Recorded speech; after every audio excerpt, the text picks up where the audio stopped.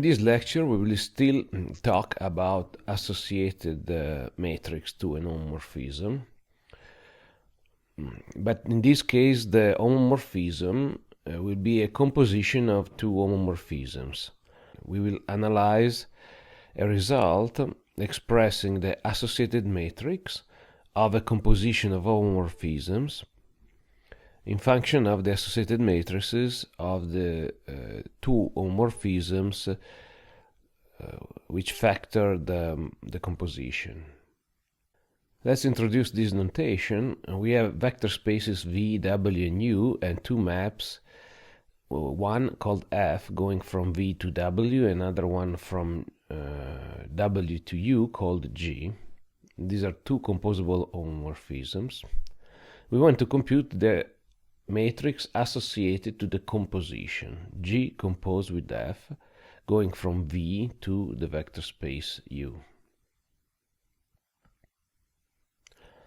So we have two ways of doing it. First way is, the composition F, G composed with F is an homomorphism in itself, so we can just use the definition of associated matrix, forgetting that the map is now a composition of two maps. Then, number two, use the theorem below. This is particularly helpful if we have already computed the associated matrices to F and G. Theorem. Consider the three vector spaces that we introduced before with the maps between them. And these maps are homomorphisms.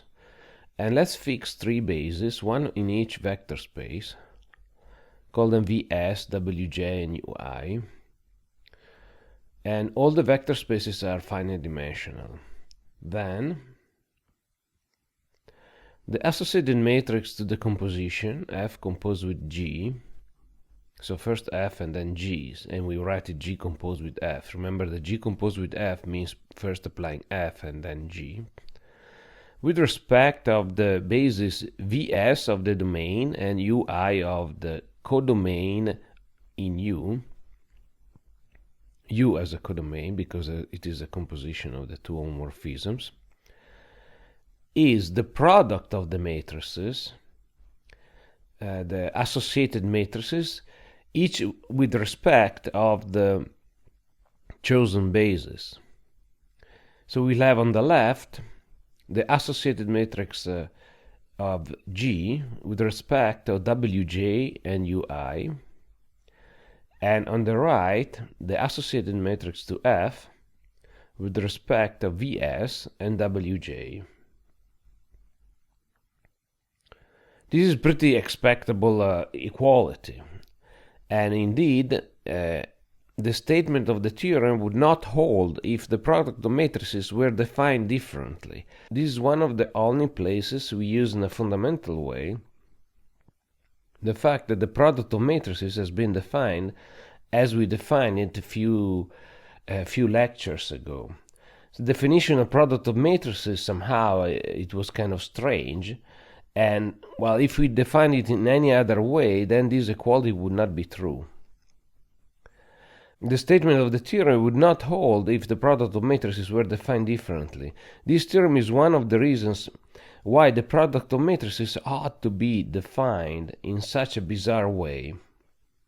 An immediate important corollary to the theorem is that if we have an homomorphism F from V to W, and we suppose that this homomorphism is invertible, which means that there exists an homomorphism G that goes backwards from W to V, such that the two compositions, first F composed with G, F, and then G back, and then G composed with F, give the identity maps on the relevant vector space.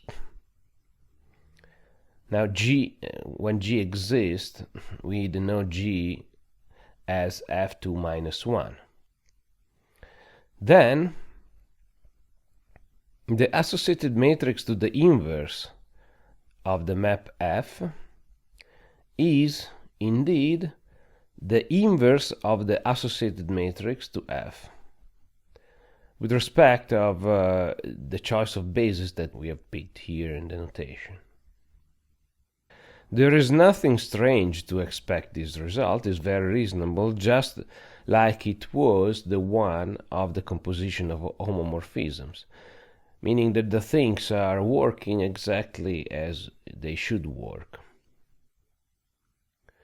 The proof of the corollary, we just apply the previous theorem to the map G, which we denoted as F minus 1, and use the two identities I and double I. So if we compute the associated matrix of, for example, the identity I, the composition G composed with F, we have that the associated matrix with respect of the same basis Vj and Vi of the identity is just the identity matrix, and the associated matrix of the composition by the theorem is the product of the two associated matrices. Therefore, we get a relation in which we have the product of the two associated matrices is equal to the identity matrix. Therefore, these two matrices are one the inverse to the other, since they are square matrices. If F has an inverse, in particular, we will see that V and W have the same dimension, therefore the associated matrices are square matrices. And the same goes for F composed with G. Therefore, we have proven the corollary from the theorem.